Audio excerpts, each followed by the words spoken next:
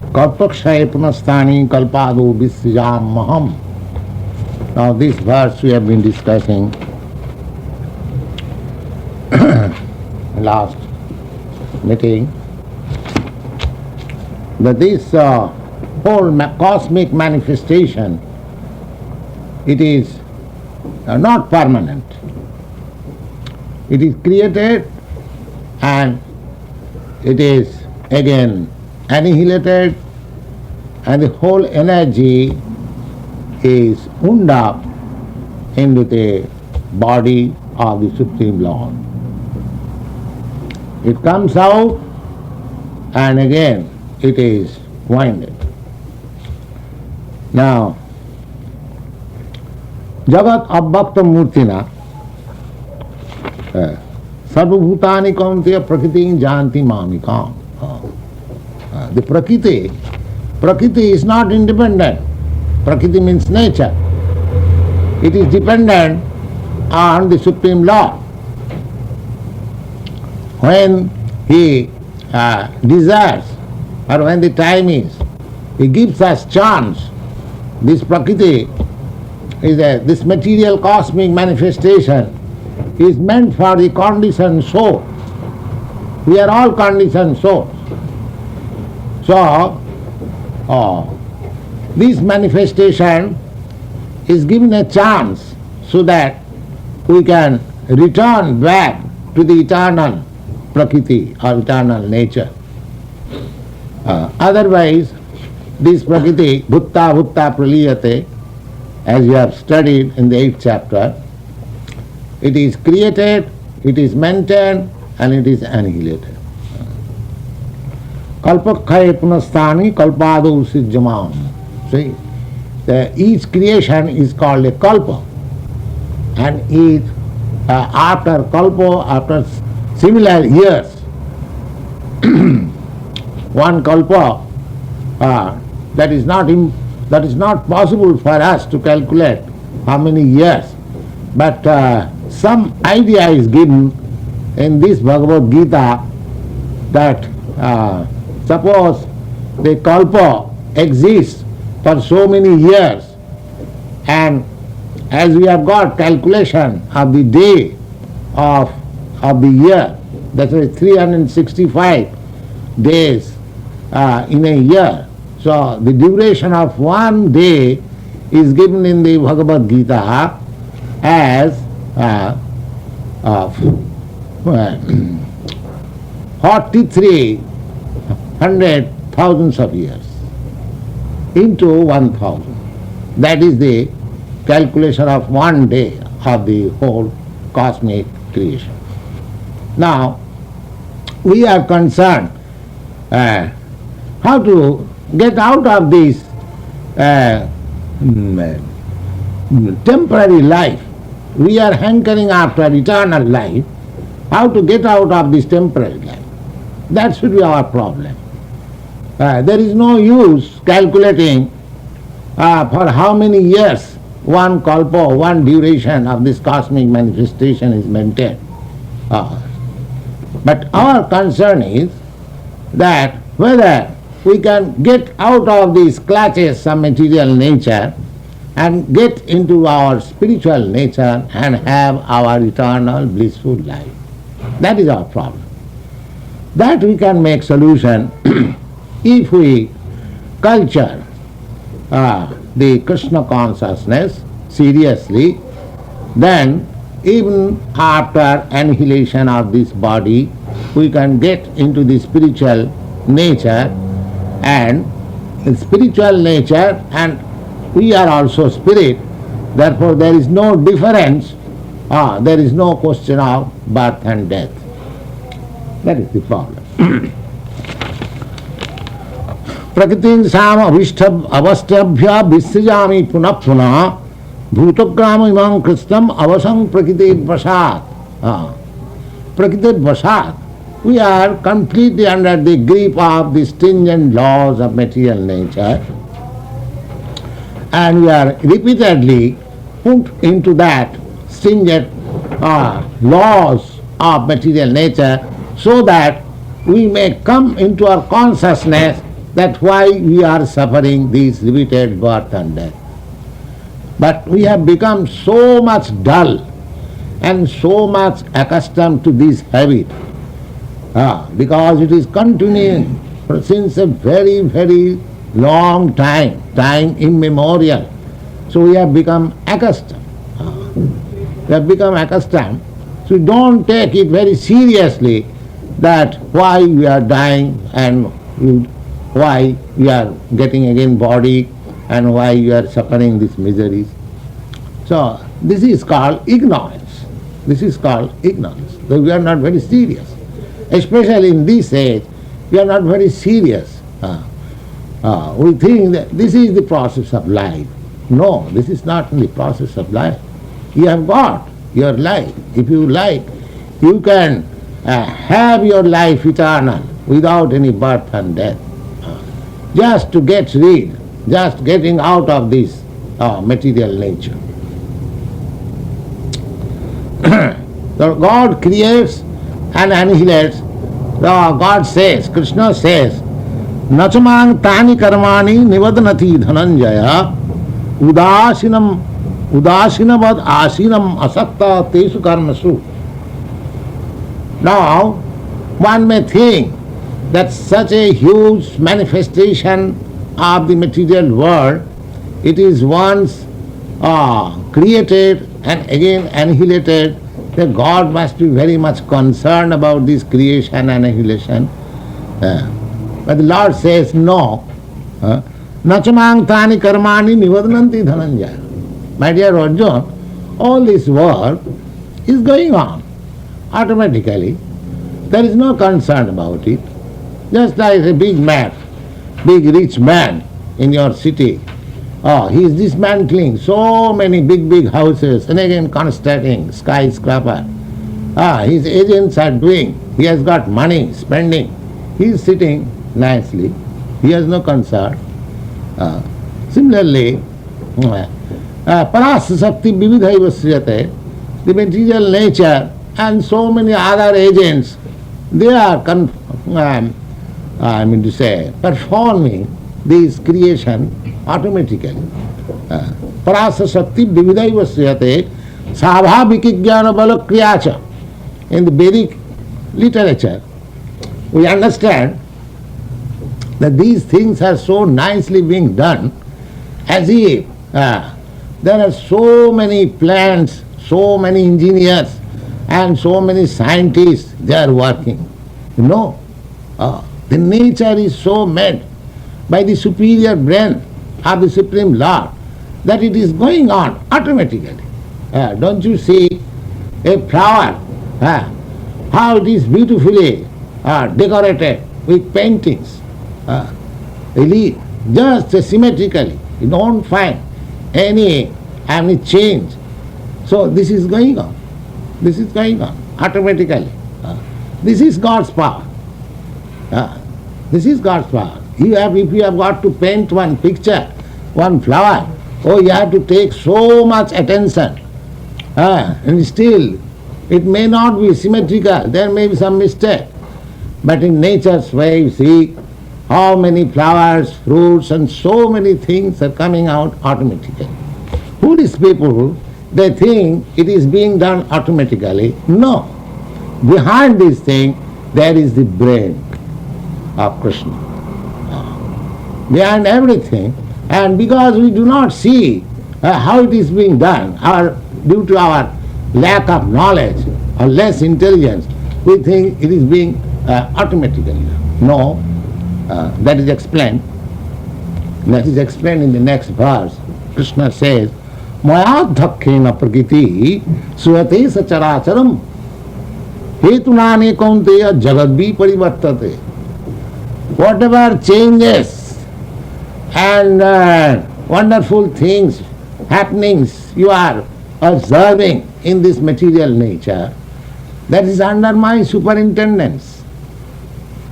Under my superintendence. There is brain. Not without brain. As you cannot see anything in this material world within your experience, everything has got behind everything there is a good brain. Anything. You cannot prove anything that this thing has automatically been done without a brain behind it. Can you give us any solitary example that any wonderful thing has happened without a brain behind it? You cannot say. You cannot give even a single example within your experience. Then how you can say that this material nature, such wonderful things, manifestation, thousands and millions of planets, they are floating in weightlessness in the air. There is no brain behind it. You throw one mechanical Sputnik and there are thousands of scientists working in the laboratory, electronics. They are pushing on the button and everything is recorded. They are a plaything only. The Sputnik is a plaything. If for such a plaything, so many scientists, so many brains are working, do you think such wonderful things are happening without any brain? This is called foolishness. Foolish people will say that they are taking automatically. No, they are not taking place automatically. Here we find in the Bhagavad Gita, the Lord says, "Maya dhakkena," under my superintendence. So you have to accept it. Unless you prove that anything, any material happenings can take place without a spiritual brain behind it, then you can say, oh, there is no God. There is no God. There is no brain. But you cannot prove anything wonderful without a brain behind it. How can you say that these wonderful happenings in the material nature is going on without any brain behind it? Because we cannot conceive how much big brain that is. Therefore, we set aside, dismiss, there is no brain. Because our brain is teeny and we cannot think of the same philosophy, frog philosophy, frog's calculation of Atlantic Ocean. Among Manaso Gochara, in the Vedic literature it is said that we cannot describe it by our words. We cannot think of it with our mind. Inconceivable. Inconceivable. Because it is inconceivable, therefore we say it is void. No, this is not void. The ultimate cause cannot be void. How it can be void? Do you think from void something comes out? Do you think your body has come from something void? No. Behind this body is your father, your mother. How can you say that everything has come out of void? This is all, I mean to say, less intelligence. Whoever says like that, they are called asuras. And less intelligent persons, they become asuras. Because they cannot calculate. They cannot think of. Their brain does not provide provision to think of all this. The dull brain. But if you take the advice of great acharyas, just like Ramanujarya, Shankaracharya, and Lord Jesus Christ, everything, every man will say, no, there is God. There is God. So we have to take instruction from them if we want to know the science of God. And here, Lord Krishna, he personally is saying, Ishara Paramat Krishna, the Supreme Personality of Godhead, he has come before you. This Bhagavad Gita is also his representation. Now we are speaking of Bhagavad Gita. After 5,000 years of Krishna's disappearance. But because God is absolute, therefore these words left by God is also God. Whatever we are hearing just now, you should consider that we are hearing directly from Krishna. Whatever I am speaking, I am not speaking something manufactured by me. I am speaking the simple words that is left by the merciful Lord in this Bhagavad Gita. I am speaking to that. He says, Maya dhakshena. Maya dhakshena prakriti swate sacharacharam. Adhaksha means superintendence. Under my superintendence. Prakriti means this material nature. Swate. Swate means producing. What she is producing? She is producing charachara, chara, achara. Chara means which is moving, just like we are moving. We have got life. And achara, there are many things, achara, that does not move. So two things are there, chara and achara, moving and not moving. And above this, there is God, who is controlling both this chara and achara. There are five things. God, the living entities, this prakriti, the nature, the time, and combined together there is work. So the work is not permanent, it is temporary. But this prakriti is eternal, nature is eternal, God is eternal, you are eternal, and time is eternal. Out of four things, God, living entities, nature, time, and the work. There are these whole material manifestation, whatever you are saying, they are composed of these five things. God, living entity, nature, time, and work. Out of that, four things, God, we living entities, time and nature, they are permanent. This nature is not permanent, but there is another part of this nature that is permanent. And I am permanent, you are permanent, God is permanent, and there is a permanent nature also. So our whole problems will be solved if we can transfer into that permanent nature. Now we are struggling hard because we are put into this non-permanent nature. Like there is a permanent nature. That information we get from Bhagavad Gita. Parastasmat tu bhava anya bhakta bhaktyat sanatana. Sanatana means eternal. So, eternal, you are eternal, I am eternal, God is eternal, and there is a place which is eternal. Why not transfer yourself? Then that is called eternal life. And the modes and the process which help you to transfer yourself into that eternal place, that is called Sanatana Dharma. When you speak of Sanatana Dharma, don't think that Sanatana Dharma is meant for the Hindus. Sanatana means eternal. And Dharma means occupation. So you have to take to that eternal occupation so that you can be transferred into that eternal kingdom. So this Krishna consciousness is the beginning of that eternal occupation.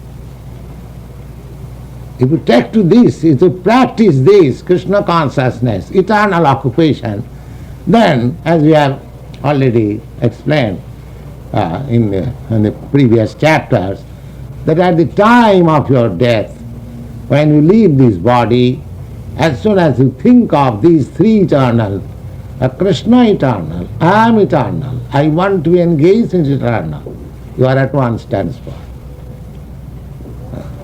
It is a very easy thing. You don't require any Sputnik artificially for years together. 25,000 miles you go up. What is 25,000? Panthastu koti satavatsa sampragamya. If you try for millions and billions of years with the force of air and mind, with your Sputnik to reach